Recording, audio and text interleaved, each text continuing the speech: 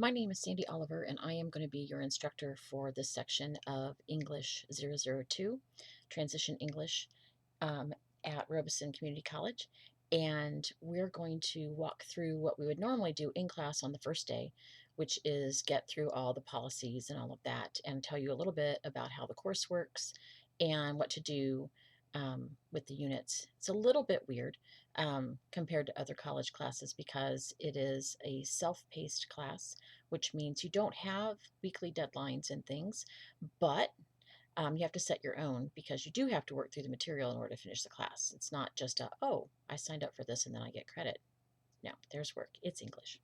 So if you haven't printed or you don't have your syllabus kind of sitting there next to you, go ahead and do that. Pause me and then come back. Okay, like I said before, I am Sandy Oliver. You can call me Mrs. Oliver, and I am an adjunct, which just means a part-time instructor at Robeson. And so I don't have an office on campus, but we're online all the time, and you have access to me via email and the class and through text. You can text me if you have a quick question or um, if I've not posted something for you or whatever, you can give me a text and I can take care of that pretty quickly. Our class is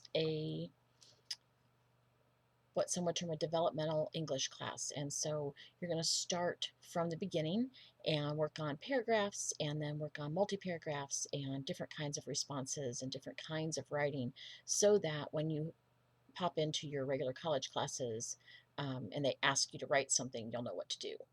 Um, it's a lot of practice.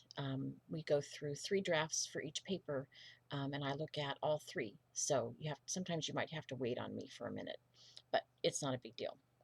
Okay, so page 1 is all the nuts and bolts, and the learning outcomes are basically to get you ready for college writing. Okay. You don't have to buy a book. Our book is an open source and we have it loaded in the class itself. And so all the work that you'll do is also in the class. So you have to have a decent internet connection, or if you're on campus anyway, go to the library and work in one of their labs there, and it's all good. I would encourage you to have some sort of dictionary, either an app or a paper dictionary available when you're doing things, because some of the articles and things you're going to read are from different disciplines, and so some of their vocabulary may be a little bit odd or out of the norm. Don't forget, if you're coming on campus, to do anything that you need to bring your own earbuds or headphones so you can listen to things and not disturb others. Everything that we do in the class is actually housed inside of our Moodle classroom, so that's not a big deal. You don't have to worry about, forgetting your book or whatever, because it's all right there. I'm going to talk a little bit more about what goes on in the class in just a minute, but I got to walk through some other things. So this class is all online all the time, so you have to be making progress in the class every week in order to stay. If you miss more than 2 weeks of work, I have to drop you. And I hate to do that because this is an introductory class and I want you to feel confident in your writing and I want you to get through this really well, finishing strong, getting everything you need done. But there are rules, and if you miss more than 2 weeks, by state mandate, I have to drop you. So there's that part. So don't miss. If something comes up in your life that you're going to be out, we all remember COVID and all of that mess and other things that can come up and kind of sideline us for a little bit. Email me or text me, let me know what's going on, and give me a tentative date. So, another class that I teach at a different community college, I had a student who was in a car accident last week. She's good, but she was banged up a bit and had a concussion, and so doing stuff online was not happy. And so she sent me an email, and I gave her an extra week to get caught up on things. It's not hard, but you do have to communicate as part of being an adult. This course will give you the skills and the credentials to get into the regular English courses that are for credit for your degree. And so in order to progress from this class, there are 3 different ways you can do that. One is you have to get an 80% or better in the units, both for the assessment and for the writing. And if you do that, you go on to the next and the next and the next, like that. And then if you pass the first 6 units with 80% or better, that will get you into English 111 or English 110. And English 111 would require the co-requisite course, so another kind of helping course with that. If you finish all 10 units in the class with an 80% or better, then you get to go to English 111 without the helping course. So that's just how that works. It's a 50-50 shot here. Half your grade is the assessments and half of the writing assignments. Now, don't let the way the system keeps track of grades, you're going to see an average for the course. Say you've got an 87 or a 95 or whatever. That doesn't mean you're passing, right? We are basically skills based, and so you have to finish those first 6 units in order to pass the course. If you finish 5, and even if you have a 95 or 97%, you can't go on to the next class because you have to have that 6th one. So keep in mind that this is more of a checking the boxes than it is, blowing the course away grade-wise. So there's a little bit of interestingness there for the grading and such. We don't have a final exam. Like I said, you have to finish all 10 units to go to 111 without help, at least 6 to go with help. The last day to withdraw from this class with a W grade is November 30th. We end on December 11th, so, a couple weeks before we end. Like I said before, if you miss more than 2 weeks worth of work, then I have to drop you, and that is a WF. That does impact your grade point and all that kind of fun stuff, but you won't do that, so it's okay. Class attendance on an online class is always a little bit weird. The way developmental does classes is you have to be working 12 hours a week. 12 hours a week? No, that's summer. 6 hours a week. Sorry, your life just got better. Because we're a 14-week class, that's adjusted to 7 hours a week. I try really hard to let you do what you need to do and kind of move on things, but that's the way it works.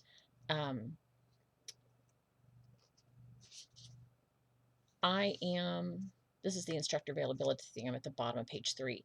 I'm, like I said, I'm a part-time instructor, but what I do is every day, Monday through Friday, I sit down and I go through all the stuff you've turned in and make comments and review and push buttons and make sure that's all done. And then once I've finished that for the day, I'm on to another class or I'm on to another school. And so you may have to wait.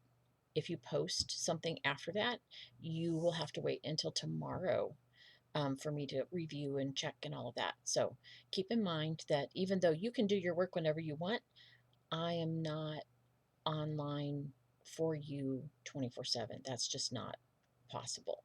And I do my best to help students and get things done and make sure that I'm staying up to date. So you do the same, and we'll give each other some courtesy and some grace along the way because we always need it. Anyway, I can get messages from you via email and text. There is a system inside Moodle where you can message me, and I have a little sticky note to remind me to look for those because they're in a different spot. So I also have it set so that it will email me, but usually it emails me at the end of the day. So that can be a little bit tricky. So if you have a question or you're worried about something, give me a text. The first time you text me, like for the semester, make sure you tell me who you are and which class you're in, and that way I'll make sure that I can get back to you and give you the right answer as opposed to, oh, wrong book. On page 4, we have it kind of broken down for here's what you would have to get done in order to finish the units. I would encourage you to always shoot for tier 2 credit, which is the 1 through 10, getting all 10 units done. It just makes your life easier going down the road, and it means that you're done with English 002. So we'll move on. What I do, because I know it's self-paced, but there is a pacing that you need to kind of keep up with in order to keep things together. Sometimes if I haven't seen any, I will email you, I will text you, hey, I haven't seen any work from you this week. What's going on? And if I don't hear from you, or if it's been a while, I will put a 0 in the grade book, more to get your attention than anything else. You can always go back and do the work and get credit for those things. So keep that in mind. Now, if you started English 002 in a previous semester and you finished 1, 5, 10, not 10, you'd be done, 7 units, okay? I get a list of those from my colleagues and I send them my list, and then we let you start where you left off, okay? If this is your first time taking English 002, you start with Unit 1 and move through, okay? But we can do that called partial completers. Okay, on page 5, this is our academic resources. You have access to online tutorial called Upswing, and there's different places you can get that. You should have a click in your dashboard for Moodle that will give you that. There's the Academic Success Center. This is real folks doing tutoring. We actually have a dedicated tutor for English 002. Her name is Mary Jernigan, and I put her email and such in our opening welcome announcement. Okay, so you'll have that there. The library is in building 4. There's a lot of stuff they do there in addition to housing books and magazines and that kind of stuff. They do have a computer classroom. They have a computer lab. You can check out laptops and things like that there. And the IT help desk is excellent. There are all kinds of helps for you there. If you're having trouble with your password, or things just won't load right, or you need help putting Office on your computer, whatever, they can do that. They're great. You have a list here for academic integrity. Basically, don't cheat. Do your own work, put your name on your stuff, be proud of it, do it with integrity. Leave other folks' stuff alone. That includes this new AI and Chat GPT and all of that. That's not your work. And when you turn something in, you're telling me it's your work. So keep that in mind. You guys know how to be good people, so do that. If you have disability or different ability affecting your academic performance, you need more time, you need quiet, you need whatever. Mrs. Moore over in Counseling and Testing in the Student Center, she has a phone number and a email there at the top of page 6. Very helpful. If you had an IEP in high school, please don't be afraid of that here. It doesn't show up on your transcript. Nobody knows. It just makes things more fair for you to be able to do your work and do your work well. There's also, we have a non-discrimination policy. Basically, if there's a way to categorize it, we don't discriminate against it. So there's also the Safe Colleges training. If you haven't done that, they'll send you emails and poke you, but there's a link to it on our page 6 as well. Okay, so that wasn't too horrible. I want to tell you a few things about the course because, like I said, it is a little bit different. And if you've not done online courses before, it can be a little bit intimidating. But I think online is more recognized, more easy than it used to be because we've been doing it for a while now and it's not so brand new.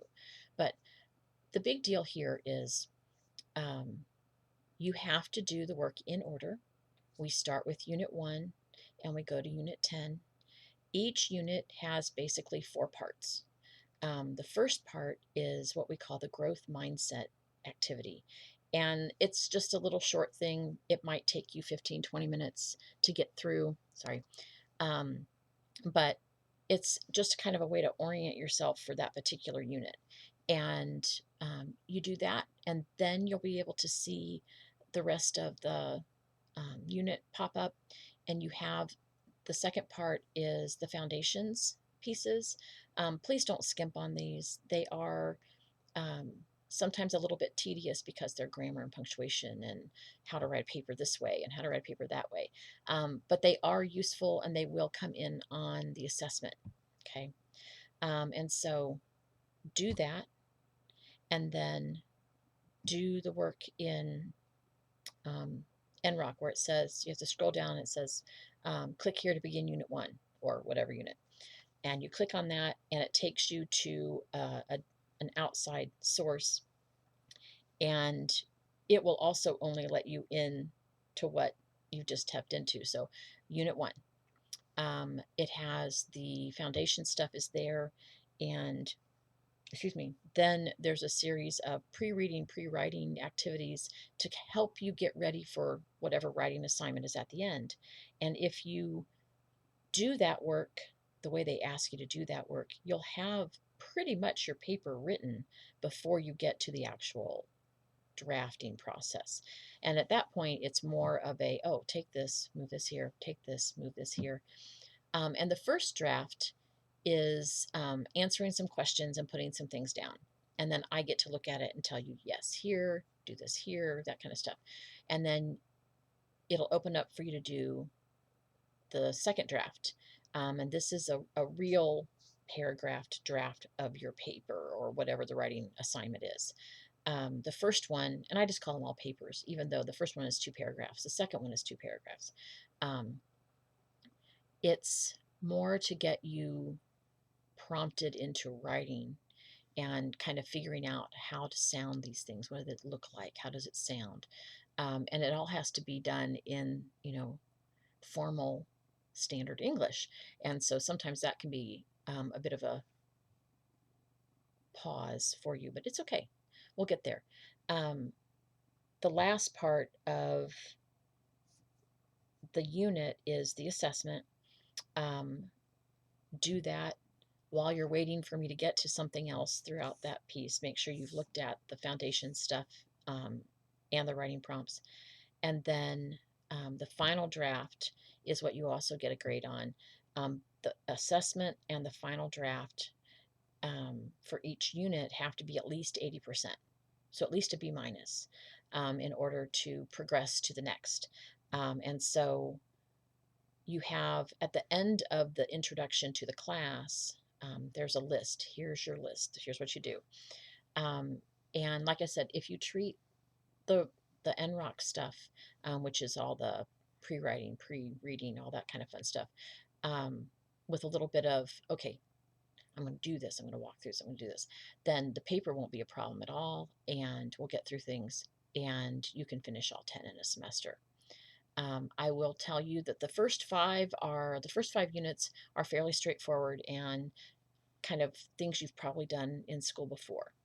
The 6th one is a little bit different in that it's not asking you to write a research paper. It's asking you to evaluate the articles and keep that running around the back of your head for when you get to Unit 6. There's more for that. Each of the units I've made a video kind of like this to kind of help you get started and what to do and how to do. And so watch those, give yourself some time with the material, and then be patient with yourself, with the material, with me, and I'll do the same. Like I said before, it's a good class. I think it's helpful to most of the students that run through it to kind of get this. This is this is how we do writing in college. Um, and I hope that you will find it useful and at least a little bit enjoyable. Maybe not all the way to fun, but and I'll look for you on the other side, and you just make sure that you do what you do your work with integrity, and if you have questions, send me an email. Okay, you know where to find me. Bye.